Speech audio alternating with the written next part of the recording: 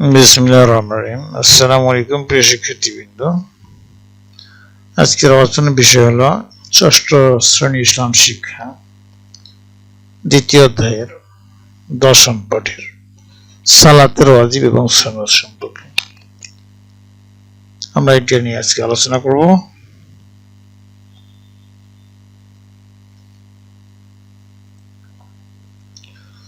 তো সালাতের ওয়াজিব, নামাজের ওয়াজিব বলতে এমন সব জরুরি বিষয় বোঝায় কোন একটি ভুলবশত ছুটে গেলে সিজদায়ে সাহু দ্বারা নামাজ শুদ্ধ করতে হয়, কিন্তু ইচ্ছাকৃত ছেড়ে দিলে নামাজ ভঙ্গ বা ফাসিদ হয়ে যাবে, পুনরায় নামাজ আদায় করতে হয়।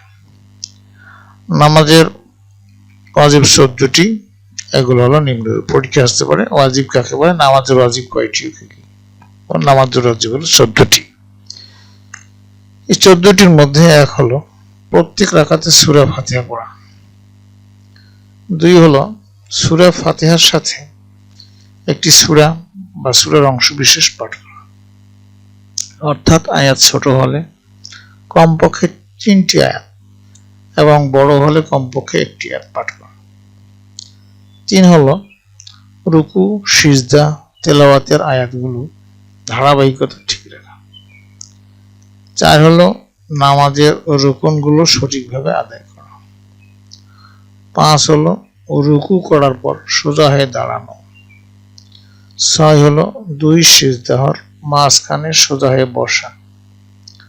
7 হলো প্রথম বৈঠক অর্থাৎ 3-4 রাকাত বিশিষ্ট নামাজের 2 রাকাত পড়ার পর তাশাহুদ পড়ার জন্য বসা।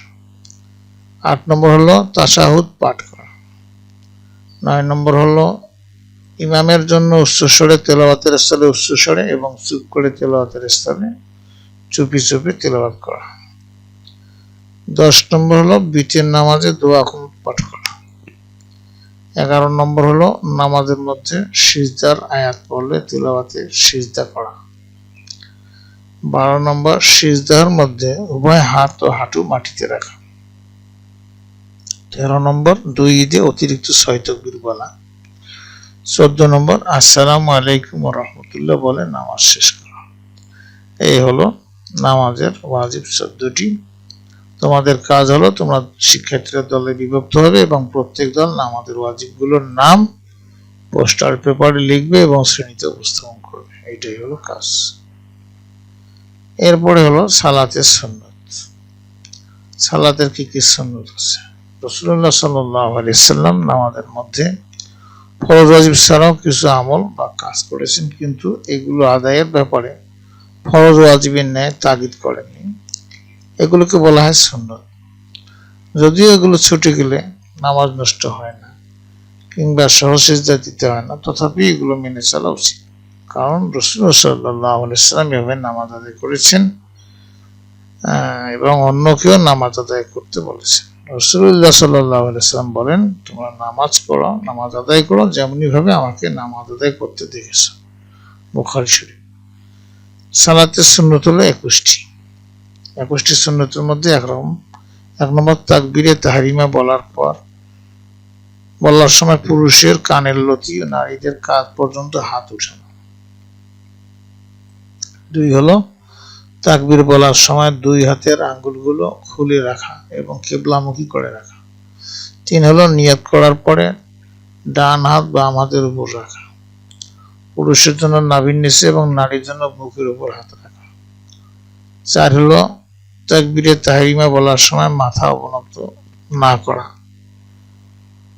5 হলো ইমামের জন্য জোরে তাকবীর বলা। 6 হলো সানা পড়া। 7 হলো আউযুবিল্লাহ পড়া। 8 হলো প্রত্যেক রাকাতে সূরা ফাতিহার পূর্বে ও পরে মনে মনে বিসমিল্লাহ পড়া। আচ্ছা। 9 হলো ফরজ নামাজের 3য় ও 4র্থ রাকাতে সূরা ফাতিহা পড়া। 10 হলো ফাতিহার পর আমিন বলা। 11 হলো সানা আউযুবিল্লাহ আমিন আসতে বলা।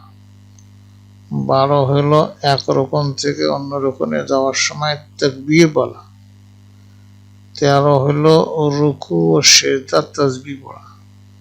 14 হলো রুকুতে মাথা বা কোমর সোজা রাখা এবং 2 হাতের আঙ্গুল দিয়ে উভয় হাঁটু ধরা। 15 নম্বর রুকু থেকে উঠে দাঁড়ানো অবস্থায় ইমামের সামি আল্লাহু লিমান হামিদা আর মুক্তাদির বলে রব্বানা লাকাল হামদ বলা। 16 নম্বর হলো সিজদায় যাওয়ার সময় প্রথমে হাঁটু, তারপর 2 হাত, তারপর নাক, তারপর সর্বশেষ কপাল মাটিতে রাখা। 17 হলো বসার সময় বাম পা বিছিয়ে তার উপরে বসা এবং ডান পা খাড়া রাখা। 18 হইল তাশাহুদে লা ইলাহা ইল্লাল্লাহর উচ্চারণের সময় শাহাদাত আঙ্গুল উঠানো। 19 হইল শেষ বৈঠকে তাশাহুদ বা দুরূদ পড়া। 20 হলো দরুদের পর দোয়া মশরা এবং দ্বিতীয় কোনো দোয়া পড়া। 21 হলো প্রথমে ডানে এবং পরে বামে সালাম ফেরানো। এই হলো 21টা। আর তোমাদের কাজ হলো শিক্ষার্থীরা দলে বিভক্ত হবে এবং প্রত্যেক দল নামাজের সুন্নতগুলো পোস্টার পেপারে লিখে শ্রেণীতে উপস্থাপন করবে। সহজ কাজ। আজকে পর্যন্তই, ইনশাআল্লাহ ক্লাস শেষ। আগামী ক্লাসে আমরা সালাতের মুস্তাহাব নিয়ে আলোচনা করব। তোমরা সাথেই থাকবে। তোমাদের সার্বিক মঙ্গল কামনা করে আজকে এখানে বিদায় নিচ্ছি। খোদা হাফেজ।